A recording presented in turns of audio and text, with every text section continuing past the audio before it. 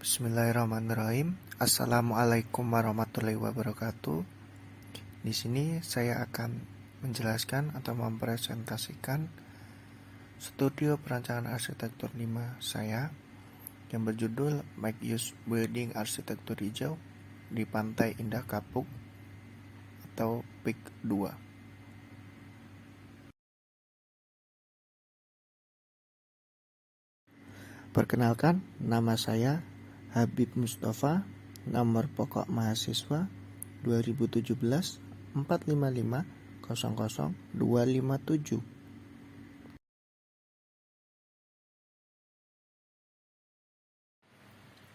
Ya, abstraknya, PIK 2 berada di Kecamatan Penjaringan yang terletak di bagian utara PIK 1 sebelah barat Gulf Island.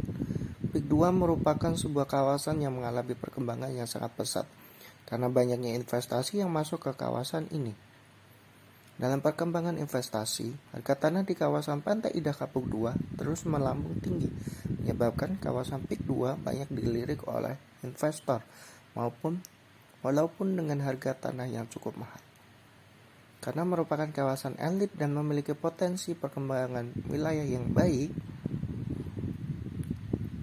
kawasan tersebut sering mengalami pro dan kontra. Hal ini disebabkan karena isu yang beredar di masyarakat tidak merasakan manfaat dari pembangunan kawasan ini. Dilihat dari kebutuhan ruang yang banyak tetapi minimalnya ruang yang tersedia di daerah perkotaan, serta semakin berkurangnya area untuk menyaring radiasi panas, maka bentuk bangunan vertikal merupakan pilihan yang tepat untuk diterapkan. Penambahan ruang hijau, kuning, merah sebagai upaya mendukung pengembangan suatu kota dan penanggulangan banjir juga perlu diperhatikan untuk mengurangi temperatur udara panas, dingin, udara, air, dan tanah. Perancangan mixed use building merupakan jenis bangunan yang tepat untuk mengurangi kepadatan dengan fungsi hunian, apartemen, dan rumah susun, komersil, hotel, mall, dan office yang dipadukan menjadi satu kesatuan partai suatu pembangunan terintegrasi.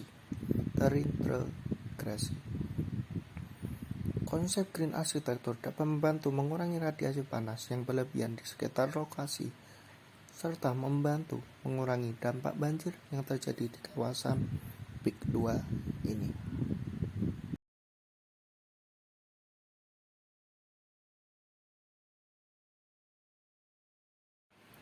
Nah, berikutnya adalah mind map dari perancangan ini. Di bagian pendahuluan ada latar belakang, perumusan masalah, tujuan dan sasaran, batasan, dan metode. Di bagian data ada data primer dan data sekunder. Data primer meliputi survey site dan existing site. Data sekunder meliputi studi banding dan studi literatur. Di bagian lokasi atau site kita akan melakukan analisa, yaitu analisa fisik dan non-fisik. Kemudian kami akan melakukan konsep perancangan dan kemudian akan menjadikannya menjadi zoning akhir dengan pendekatan perubahan massa, material, dan set. Kemudian akan menghasilkan the set, yaitu berupa gambar kerja dan perspektif. Itulah mind map kami.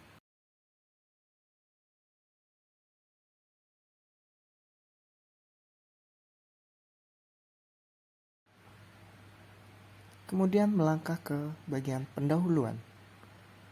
Nah, di poin latar belakang, PIK 2 berada di Kecamatan Penjaringan, terletak bagian utara PIK 1, sebelah barat Gulf Island. Kawasan PIK 2 memiliki iklim tropis dengan dua musim, yaitu musim kemarau dan penghujan. PIK 2 merupakan sebuah kawasan terletak di utara PIK 1. PIK 2 merupakan kawasan yang mengalami perkembangan yang sangat pesat karena banyaknya investasi yang masuk ke kawasan ini. Perkembangan infrastruktur yang melakukan kegiatan perekonomian dan pelayanan jasa di kawasan tersebut. Untuk di mixed use buildingnya, perancangan mixed use building bertujuan untuk menyediakan ruang yang mampu memenuhi kebutuhan manusia serta memberi kenyamanan bagi pengguna. Bangunan multifungsi atau mixed-use building mengacu pada kombinasi beberapa fungsi yang berbeda dalam satu kawasan. Misal fungsi mall, apartemen, fungsi apartemen dan retail, office, fungsi mall dan hotel, dan lain sebagainya. Untuk tujuan dan sasaran, yaitu 1. Menentukan konsep perancangan mixed-use building sebagai alternatif pengembangan fasilitas di PIK 2. Yang selanjutnya, menghasilkan bangunan fungsional serta memiliki estetika yang menambah daya tarik kawasan PIK 2. Selanjutnya, menciptakan bangunan yang ramah lingkungan dan terintegrasi satu sama lain. Selanjutnya, tersedianya tempat tinggal dan memfasilitasi kegiatan komersial masyarakat sekitar tempat perdagangan ikan di PIK 2. Rumusan masalahnya yang pertama yaitu fasilitas apa saja yang diperlukan pada bangunan mixed-use building untuk memadai pemilik, penghuni, pengunjung di kawasan PIK 2. Yang kedua, bagaimana masa dan bentuk bangunan yang tepat untuk diterapkan di kawasan PIK 2. Yang ketiga, bagaimana menyelesaikan dampak ekonomi terhadap masyarakat sekitar dan merupakan yang dengan merasakan manfaat dari pembangunan kawasan PIK 2 ini.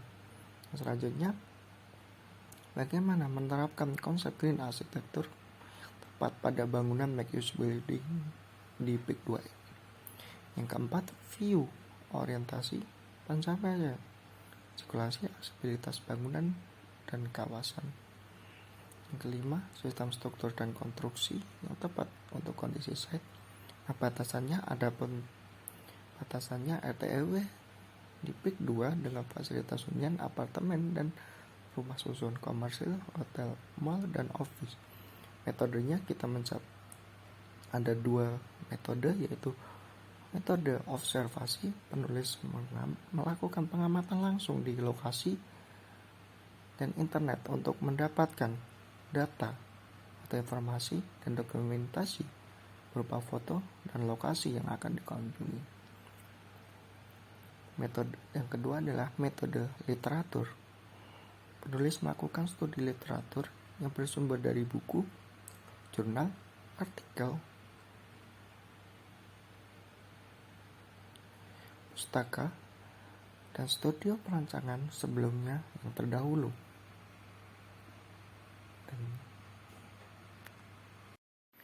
Yang kemudian yaitu di poin studi banding, kami melakukan beberapa studi banding di beberapa bangunan.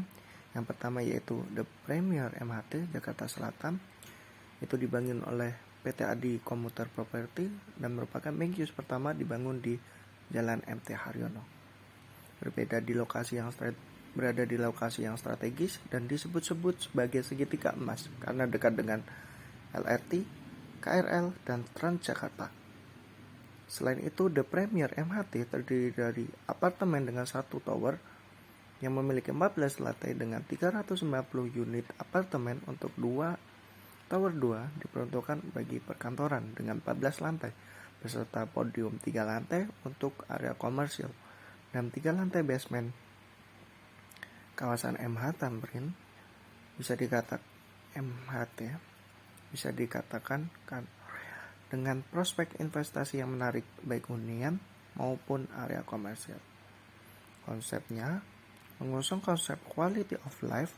Direktur Utama ACP Amrozi Amini menuturkan quality of life mengandung dan mengutamakan 2 konsep utama, yakni Go Green dan Balanced Lifestyle. Konsep Go Green mempunyai makna yaitu terintegrasi dengan public transport sehingga meningkatkan efisiensi mobilitas pejalan kaki dan sepeda untuk mengurangi emisi. Akses lokasi yang sangat komersil, 200 meter dari KRL Cawang, 15 menit menuju Bandara Halim Perdana Kusuma, dan depannya adalah stasiun LRT Cikoko. Fungsi aktivitasnya apartemen, perkantoran, dan area komersil. Kemudian berikutnya kami juga melakukan studi banding di Prakis, Surabaya. Prakis hadir di Surabaya sebagai kawasan mixed use yang akan memenuhi berbagai kebutuhan masyarakat yang dikembangkan oleh PT Interland Development Tbk yang memberikan kemudahan dalam hunian, bisnis, komersial, dan hiburan di satu area. Praksis menargetkan eksekutif muda dan traveler sebagai target pasarnya. Apalagi lokasinya yang sangat strategis dan ramai menjadikan Praksis sebagai tempat yang tepat untuk berinvestasi, terletak di pusat bisnis Surabaya. Luas set untuk fungsi hunian apartemen Praksis berdiri di luas area 1,1 hektar dengan 300 unit apartemen, menyediakan 289 unit yang terdapat pada satu tower setinggi 28 lantai, ruang perkantoran strata title, memiliki luasan 17.428 meter persegi dan ruangan perkantoran sewa luas 4.141 meter persegi. Fasilitas hotel terdiri dari bangunan setinggi 18 lantai yang menyediakan 266 kamar dengan fasilitas ruang rapat dan restoran. Total ruas kotor bangunan Praksis mencapai 102.498 meter persegi. Konsepnya pengembangan terintegrasi yang cocok untuk ruangan perkantoran, hunian, gaya hidup modern, hotel dan MICE, meeting, incentive, convention, exhibition. Fungsi bangunan yaitu ruang perkantoran, apartemen, retail center, bioskop, dan hall dengan total luas bangunan sekitar 103.390 meter persegi. Yang selanjutnya kami juga melakukan studi banding di luar negeri, yaitu di Roppongi Hills, Tokyo, Jepang. Pembangunan mixed use ini adalah pembangunan properti terbesar di Jepang. Yang menjadi inti dari proyek ini adalah 54 story Mori Tower. Ide utama dari proyek ini adalah untuk membangun sebuah gedung di mana orang bisa hidup, bekerja, dan bermain di dalam satu distrik, mengurangi waktu komuter yang panjang setiap harinya. Pembangunan ini dilakukan di atas lahan sebesar 27 hektar dan di dalamnya akan terdapat toko retail, restoran, kantor, serta tempat tinggal. Roppongi Hills dibangun oleh Taipan Minoru Mori, merupakan proyek pengembangan di Tokyo dan salah satu pengembangan properti terintegrasi terbesar di Jepang yang terletak di distrik Roppongi di Minato, Tokyo. Biaya pembangunan sekitar lebih dari 4 miliar dolar dan dibangun di atas lahan seluas 27 acre atau sekitar 109.000 meter persegi. Situs tersebut menggabungkan lebih dari 400 lahan yang lebih kecil yang diperoleh Mori selama 14 tahun. Menara Mori adalah gedung bertingkat 54 bertingkat tinggi yang dirancang oleh Connie Pedersen Vogt yang menampung museum seni, restoran, dan lain-lain. Di sana juga berkantor pusat di Menara Mori. Karya seni yang ditampilkan di Roppongi Hills, Tokyo pada tahun 2005, pameran United Birthday Bear menarik 3 juta pengunjung.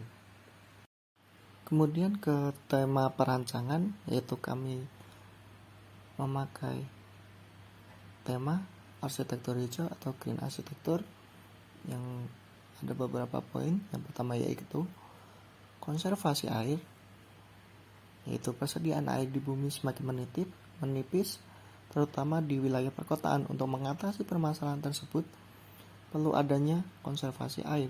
baik air hujan maupun air tanah. Di daerah perkotaan perlu adanya area untuk menampung air seperti pemberian danau buatan atau kolam-kolam kecil yang dapat difungsikan sebagai sarana rekreasi seperti taman air maupun area pemancingan. Kemudian yang kedua adalah 3R, renewable, reuse, dan recycle, yaitu meminimalkan penggunaan sumber daya alam dan membuat kehidupan manusia menjadi lebih baik dan sehat. Untuk mewujudkan beberapa tujuan tersebut perlu adanya penggunaan aspek material sehat seperti material yang tidak menimbulkan masalah bagi kesehatan manusia dalam waktu pendek maupun panjang. Dalam persepsi arsitektur hijau juga dianjurkan menggunakan material bekas untuk mengurangi penumpukan sampah yang terbuang secara percuma. Yang nomor 3 adalah roof garden atau taman atap, memiliki beberapa manfaat, yaitu menurunkan suhu udara, hemat energi, mengurangi kebisingan dan polusi udara, konservasi air, memperindah suatu bangunan, meningkatkan keanekaragaman hayati kota. Yang nomor 4 adalah vertical garden atau taman vertikal, merupakan suatu kreasi yang digunakan untuk menumbuhkan tanaman tanpa penggunaan media tanah. Penataan tanaman vertikal diletakkan pada dinding dengan skala yang luas. Vertical garden dapat menjadi solusi untuk membuat tanaman pada lokasi pada lahan yang terbatas. Vertical garden merupakan penanaman yang diterapkan pada media dinding atau struktur vertikal. Yang selanjutnya adalah arsitektur tropis, karena daerah ini merupakan daerah yang tropis, yaitu ada air hujan dan ada musim kemarau.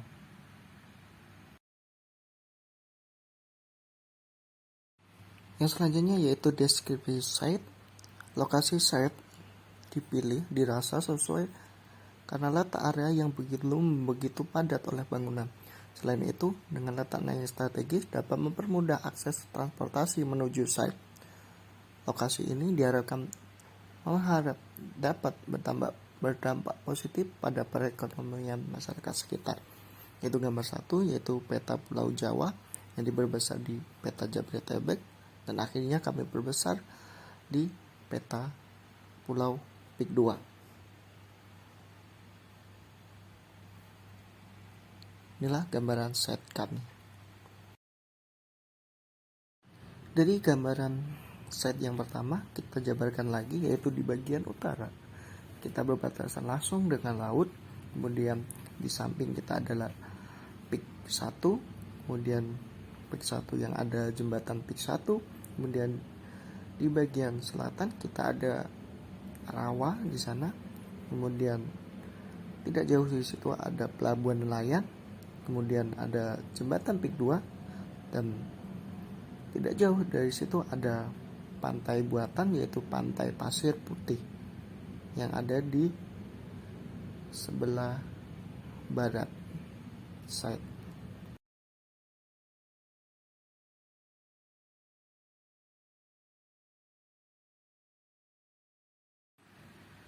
Kemudian ada di poin analisa dan konsep bangunan, yaitu di poin aksesibilitas dan sirkulasi.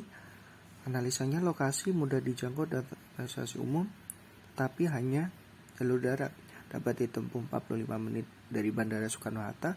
Letak saya berada di pesisir dekat Pik 1. Belum adanya jalur sirkulasi di dalam site. Sirkulasi dibuat serapi mungkin untuk kenyamanan dan kelancaran bagi pengguna di dalam bangunan.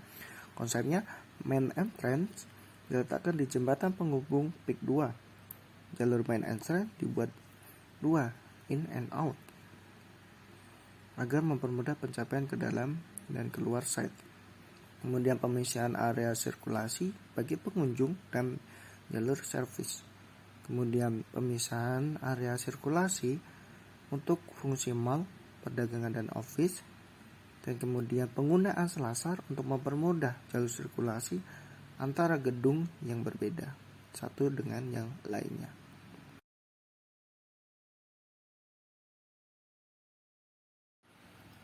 Kemudian di analisa dan konsep bangunan yang di poin vegetasi atau konsep landscape, analisanya Vegetasi yang ada saat ini belum banyak pohon karena mengingat lahan yang masih merupakan pulau reklamasi. Selanjutnya, vegetasi memiliki beberapa fungsi, yaitu menunjang site, yaitu sebagai fungsi estetika, fungsi estetis, dan fungsi pendukung. Konsepnya, pada sisi terluar site akan diberikan pepohonan dengan daun yang rapat, karena akan difungsikan sebagai peneduh dan penyaring udara akibat asap kendaraan. Pada bagian dalam set akan diberikan pohon ketapang sebagai peneduh kawasan. Alas set tidak menggunakan paving block, melainkan terdapat pemberian ground cover serta penggunaan block grass agar terlihat sejuk dan segar. Tidak hanya diterapkan di dalam set, namun vegetasi dapat diterapkan di dalam bangunan, yaitu menerapkan konsep vertical garden atau roof garden di dalam site. Di poin berikutnya, di analisa dan konsep struktur dan utilitas. Analisa struktur, perencanaan bangunan mixed-use building menggunakan struktur beton bertulang dan baja ringan. Sistem struktur yang digunakan yaitu sistem grid dan menggunakan bentang cantilever. Sistem bentang struktur ini dapat mempermudah dalam penataan area ruangan dan tempat parkir. Pada bagian pondasi, menggunakan pondasi tiang pancang karena bangunan yang akan dibuat high-rise building dan dapat berfungsi untuk menopang beban 15 berat di atasnya. Pada bagian ini akan dilengkapi struktur inti seperti core yang berfungsi untuk menahan tekanan yang besar pada bagian atas bangunan. Di poin berikutnya, analisa dan konsep struktur dan utilitas, itu di bagian penghawaan. Bangunan ini menggunakan penghawaan buatan dan penghawaan alami, namun akan memaksimalkan penggunaan penghawaan alami. Pada penghawaan buatan akan menggunakan AC sentral. Penghawaan alami akan menggunakan ventilasi silang. Kemudian di poin analisa dan konsep struktur dan utilitas, di bagian instalasi listrik, sumber listrik utama pada perancangan bangunan ini adalah dari PLN yang terdapat pada panel utama. Sedangkan untuk sumber listrik cadangan yang dibutuhkan bila terjadi pemadaman listrik ialah dengan sistem genset dengan bantuan bahan bakar, yaitu tangki BBM misalkan ke genset, ke baterai pengisi, ke stabilizer, dan yang dari PLN langsung ke panel wilayah, lalu ke panel pembagi, lalu ke meteran. Kemudian di pertemuannya akan langsung didistribusikan ke masing-masing ruangan, masing-masing kamar. Kemudian di poin analisa dan konsep struktur dan utilitas, bagian penjayaan lainnya pada bangunan ini akan mengoptimalkan penggunaan cahaya alami pada siang hari dan cahaya buatan seperti lampu pada malam hari untuk meminimalkan ketergantungan listrik dari PLN. Maka pada bangunan ini akan didesain menggunakan panel surya. Panel surya merupakan sumber energi cadangan berfungsi untuk menangkap sinar matahari dan kemudian diubah menjadi energi listrik. Kemudian dianalisa dan konsep struktur dan utilitas di sistem air bersih dan kotor. Yang pertama, sistem pengolahan air bersih dari PDAM, lalu ke ground tank, kemudian ke pompa dan ke water tank, kemudian dialirkan melalui kran. Yang kedua, sistem pengolahan air buangan atau grey water, lalu ke toilet dan wastafel melalui shaft, dan yang kedua shaft mengalir ke filter, yang kemudian semuanya ke bak kontrol, yang kemudian ke rel kotak. Yang kemudian yaitu sistem pengolahan air buangan atau black water, lalu dialirkan melalui shaft ke septic tank, kemudian ke sumber resapan. Yang kemudian berikutnya yaitu sistem pengolahan air hujan. Air hujan kemudian melewati roof drain, kemudian ke talang air vertikal, kemudian ke ground tank. Kemudian dianalisa dan konsep struktur serta unit utilitas. Di bagian instalasi komunikasi yaitu dari Telkom dialirkan ke PABX, kemudian mengalir di baterai dan listrik 220 volt, kemudian dari PABE kemudian dialihkan ke MDP, kemudian kan ke TBT. Sistem pembuangan sampah dari City Hall mengalir ke tempat sampah, diambil oleh petugas kemudian ke tempat penggunaan sementara, kemudian diambil oleh Dinas Kebersihan ke tempat pembuangan akhir. Yang kemudian di poin analisis aktivitas, yaitu di klasifikasi primer yaitu jenis aktivitas oleh penghuni apartemen, yaitu bangun tidur, MCK, memasak, membaca buku, bersiap-siap, dan makan, serta mengobrol dan diskusi, beribadah, belajar, tidur, dan tidur. Kemudian untuk penjual dan pembeli, yaitu melakukan transaksi jual beli.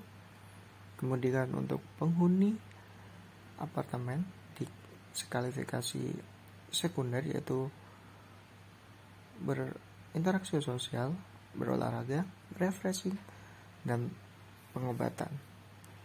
Yaitu untuk peserta workshop, yaitu dibutuhkan aktivitas workshop, yaitu untuk pengunjung mall dan pameran, yaitu pameran dan hiburan untuk pengunjung mall. Kemudian di klasifikasi penunjang, yaitu pengelolaan oleh CEO dan jajarannya, security oleh satpam, pendataan oleh resepsionis dan sebagainya, makan oleh pelanggan dan lain-lain. Kemudian kajian oleh jamaah dan ustadz, kemudian transaksi ATM oleh pengguna layanan ATM. Kemudian di poin analisis pengguna, yaitu ada jenis pengguna ayah, ibu, dan pengguna ayah, yaitu seperti bangun tidur, makan, minum, sholat, dan lain sebagainya, dilihat di bagan. Kemudian di jenis penghuni apartemen seperti datang, kemudian belajar, berdiskusi, mengobrol, dan lalu pulang. Kemudian di analisis pengguna yang berikutnya, yaitu jenis pengguna penghuni dan pengunjung olahraga, kemudian pasien dan berobat, jenis pengguna dokter, jenis pengguna berkunjung, yaitu bisa dilihat di bagan, yaitu melakukan kegiatan, yaitu datang, parkir, lalu melakukan aktivitasnya, kemudian ke metabolisme, WC, kemudian pulang.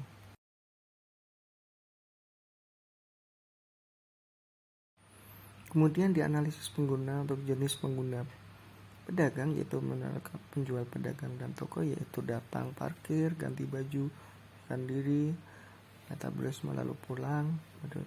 Pengelola yaitu datang, parkir, melakukan pekerjaan, yaitu ke WC, atau istirahat, yaitu pulang. Kemudian untuk mengelola, CEO, direktur dan jajarannya, yaitu datang, parkir, memantau, bekerja, rapat, bertemu investor, menerima tamu, kemudian ke WC atau istirahat, kemudian pulang.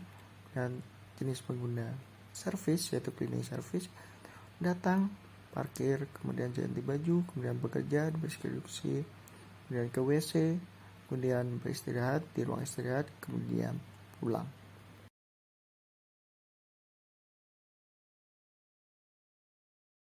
Kemudian di poin analisis kebutuhan ruang, yaitu jenis ruang tidur yang dibutuhkan, yaitu ruang tidur, yaitu ada perabotan ranjang tidur, meja rias, kursi, almari, dan perabot.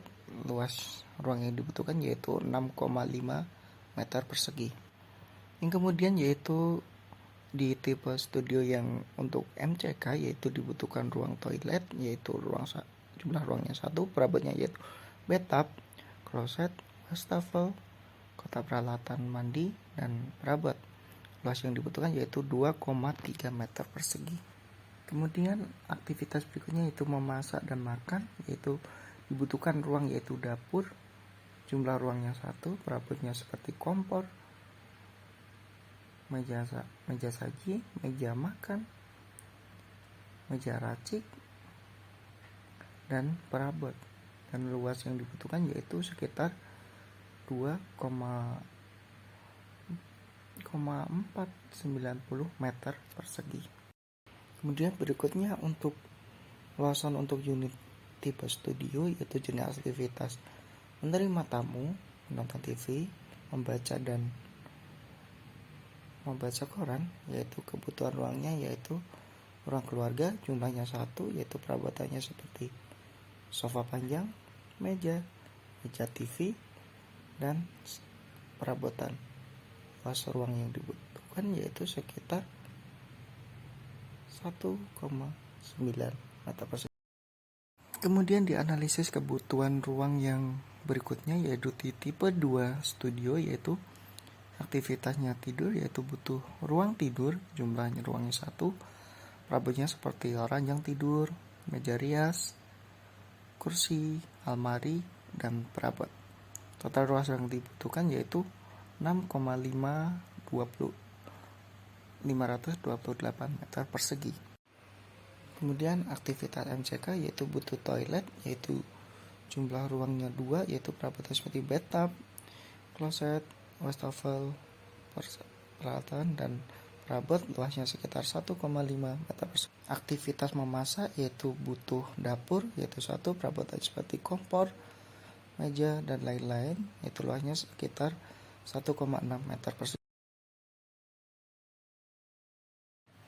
Yang kemudian yaitu aktivitas beribadah, yaitu membutuhkan tempat mushola, yaitu ada perabot dan lain-lain, luasnya yang dibutuhkan sekitar 5,85 meter persegi.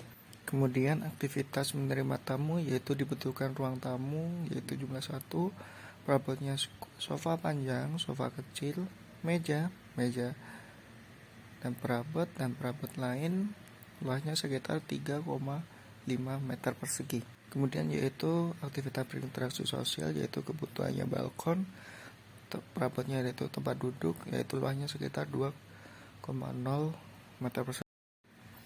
Berikutnya yaitu jenis aktivitas olahraga, yaitu yang dibutuhkan adalah aula gym, perabotnya adalah alat-alat gym, luas yang dibutuhkan sekitar 39 meter persegi. Selanjutnya yaitu kebutuhan ruang untuk aktivitas gym, yaitu butuh ruang gym, yaitu perabotnya loker, ruang gym, dan ruang perabot, yaitu luasnya sekitar totalnya 3,2 meter persegi. Yaitu kemudian kebutuhan untuk ruang gym, selanjutnya ada aktivitas mandi, berak, dan BAB dan juga BAK, yaitu toilet jumlahnya 2, dimensinya ada perabot, wastafel, kamar mandi, dan perabot lainnya, yaitu luas totalnya sekitar 9 meter persegi. Kemudian kebutuhan untuk ruang apotek dan klinik, yaitu aktivitasnya pendaftaran dan lain-lain, yaitu kebutuhan ruang resepsionis jumlahnya 1, perabotan meja resepsionis, kursi, dan perabot luasnya sekitar 0,553 meter persegi. Kemudian kebutuhan untuk ruang apotek dan klinik juga, aktivitasnya menunggu antrian, yaitu butuh ruang tunggu jumlahnya 1, perabotnya kursi tunggu, dan luas yang dibutuhkan yaitu sekitar 4,172 meter persegi. Kemudian kebutuhan ruang untuk apotek dan klinik juga, ruang aktivitasnya periksa, yaitu butuh ruang periksa 1, perabotannya yaitu meja dokter, kursi, ranjang periksa, rak peralatan, dan perabotan, luasnya sekitar 4,1 meter persegi. Untuk kebutuhan ruang apotek dan klinik, yaitu aktivitas meracik obat, yaitu butuh ruang peracikan obat, yaitu jumlah ruangnya 1, perabotannya ada rak obat, yaitu luasnya sekitar 4,5 meter persegi. Untuk kebutuhan ruang apotek dan klinik, aktivitasnya outlet apotek, yaitu butuh ruang apotek, yaitu jual beli obat, butuh ruang 1, perabotannya rak obat, luasnya sekitar 6,32 meter persegi. Untuk perhitungan luasan ruang fungsi penunjang, yaitu aktivitas pengelola, butuh ruang kantor pelayanan, yaitu jumlahnya 1, perabotannya kursi, meja, dan perabot luasnya sekitar 63,38 meter persegi. Perhitungan luasan luas ruang untuk fungsi penunjang yaitu aktivitas pengawasan, yaitu butuh ruang pengawasan atau security, jumlahnya 1, perabotannya ada kursi, ada meja, dan perabot total luasnya adalah 63,38 meter persegi. Dan untuk perhitungan luasan ruang fungsi penunjang, yaitu jenis aktivitasnya adalah memberikan informasi, kebutuhan ruangnya adalah ruang resepsionis dan lobi, jumlahnya 2, perabotnya ada kursi, meja resepsionis, 3 buah sofa, dan perabot luas totalnya yaitu sekitar 35,82 meter persegi. Jadi luas total dari ruang fungsi penunjang yaitu menjadi 142,58 meter persegi. Jadi untuk jenis aktivitas menurut kepentingannya yaitu kebutuhan ruang primer yaitu transaksi jual beli, yaitu butuh ruang retail, jumlah ruangnya 120, standar ukurannya 36 meter persegi, kapasitas ruangnya 2 sampai 30 orang, jadi luas totalnya adalah 4.320 meter persegi. Kebutuhan sekunder yaitu melakukan pelatihan, yaitu ruang workshop, yaitu kapasitasnya 300 orang, yaitu 450 meter persegi. Dan untuk ruang pameran yaitu ada kapasitas 60 pedagang, 540 meter persegi. Dan untuk refreshing media 30 perusahaan, 270 meter persegi. Dan untuk ruang skating yaitu jumlahnya adalah 1.200 meter persegi. Jadi luas total untuk area sekunder yaitu 6.600 meter persegi. Dan untuk fungsi penunjang yaitu aktivitas pengelolaan, yaitu ruang pelayanan, butuh ruang 1, perabotannya ada kursi, meja, dan perabot, luasnya adalah 63,38 meter persegi. Untuk fungsi pengawasan yaitu ruang pengawasan atau security yaitu butuh 63,38 meter persegi. Dan untuk aktivitas memberikan informasi butuh ruang 35,82 meter persegi. Jadi totalnya adalah 71,64 meter.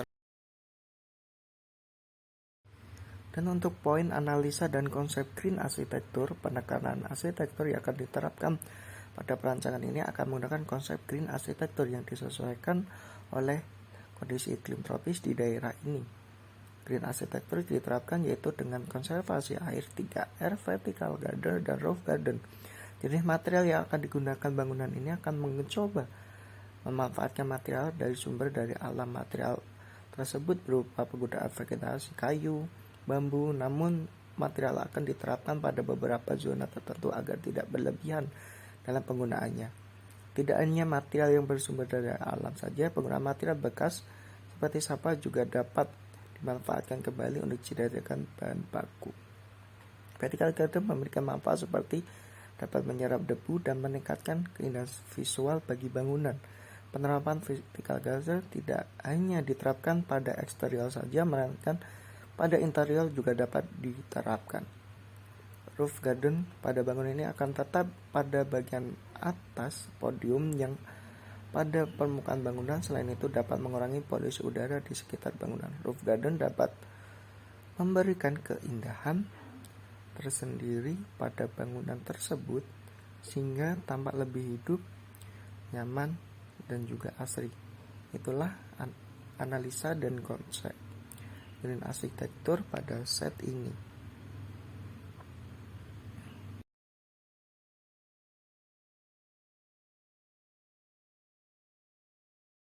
Dan untuk konsepnya terjadi karena adanya perbedaan tekanan udara dari satu wilayah ke wilayah lain.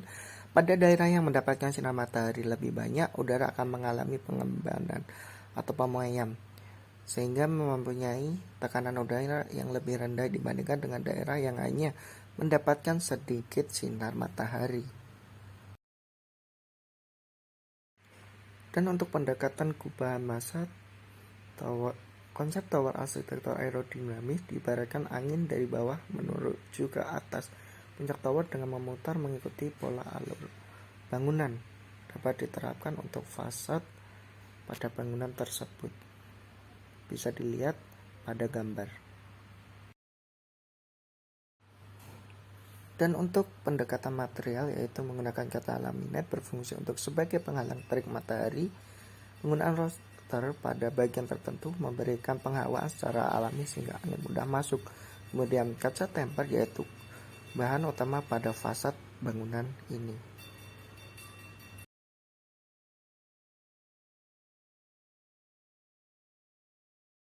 Dan untuk zoning di ruang keluarga itu bisa ke musola, bisa ke ruang tidur, bisa ke toilet, dan juga bisa ke dapur, yaitu terhubung dengan gudang, ruang cuci, dan juga ke balkon.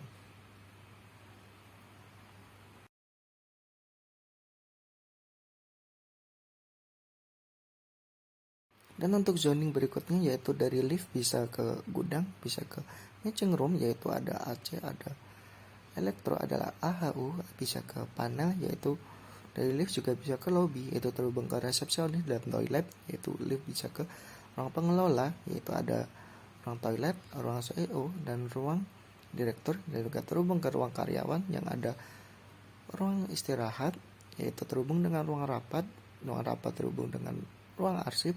Dari ruang karyawan juga terhubung ruang manajer, ruang marketing, dan bagian keuangan.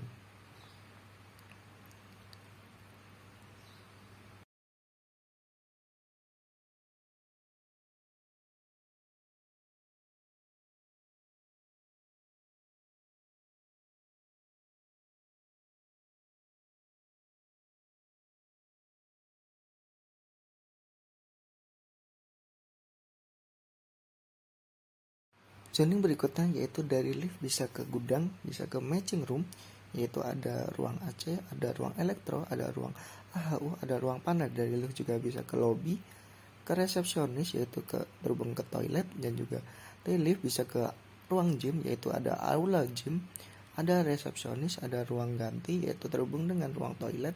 Dari aula gym juga terhubung ke ruang pelatih.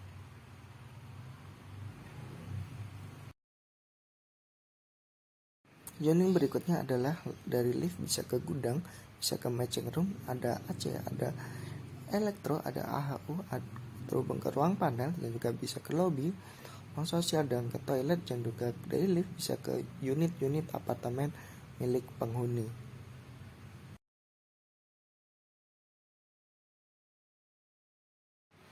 Zoning berikutnya yaitu dari lift bisa ke gudang. Dari lift juga terhubung ke matching room, yaitu ada AC, ada elektro, AHU, dan panel. Yaitu dari lift juga bisa ke ruang pameran atau hal tengah, yaitu terhubung dengan retail dan ansor. Dari lift juga bisa ke ruang metabolisme, yaitu ada ruang ibu menyusui, ada ruang janitor, dan juga ada toilet.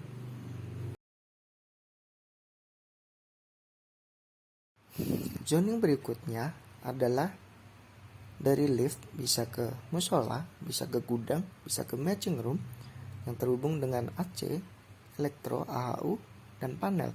Dari lift juga bisa ke area pengelola. Dari lift juga terhubung dengan hal atau workshop.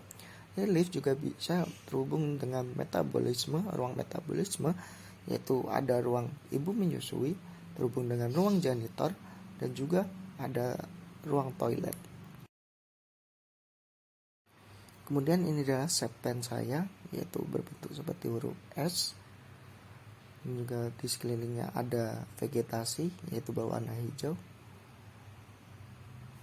Bentuknya mengikuti dari shape yang saya ajukan. Berikut ini adalah denah basement 1. Bisa dilihat, ini adalah basement 1. Berikutnya adalah denah basement 2. Ini adalah denah basement 3. Ini adalah denah lantai 1. Ini adalah denah lantai 1 tower B. Ini adalah denah lantai 2 tower B. Berikut adalah denah lantai 2 tower A.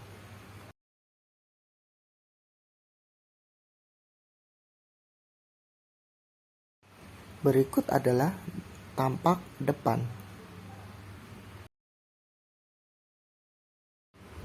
Berikut adalah tampak belakang. Berikut adalah tampak samping. Berikut adalah potongan tower A. Berikut adalah potongan tower B. Berikut adalah perspektif view 1. Dan ini yang terakhir adalah view 2.